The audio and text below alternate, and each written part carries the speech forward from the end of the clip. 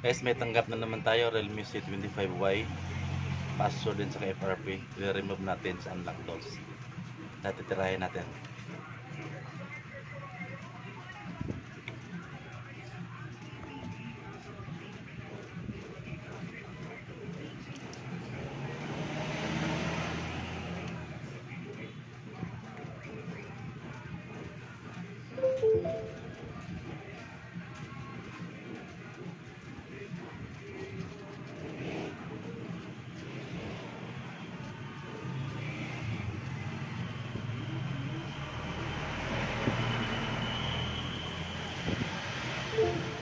Boom, okay na.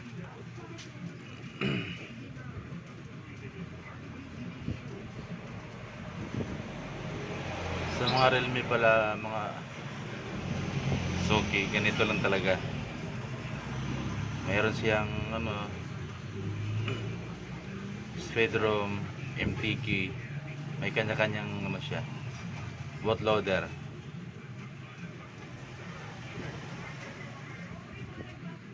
Ay sabi ng iba, madali lang daw. Madali lang kung mayroon kang tools na gamit. Pero kung wala, mahirap din.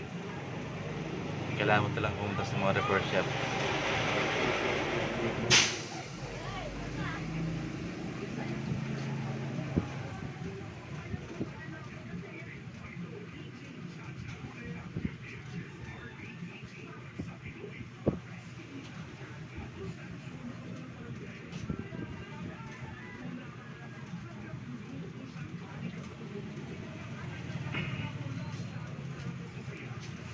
Gamit ko pala nito ang tools ay unlock tools.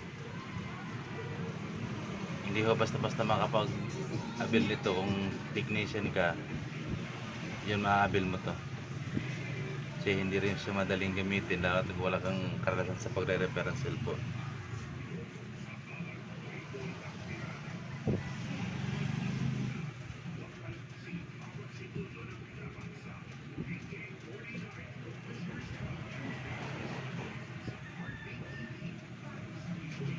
Medyo matagal nga lang yung bootloader niya. Pero okay na to, 100% okay na.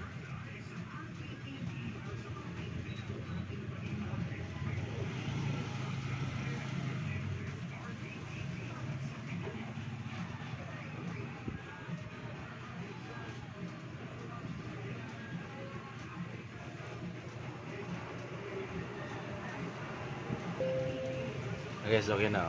Sisitap na lang natin.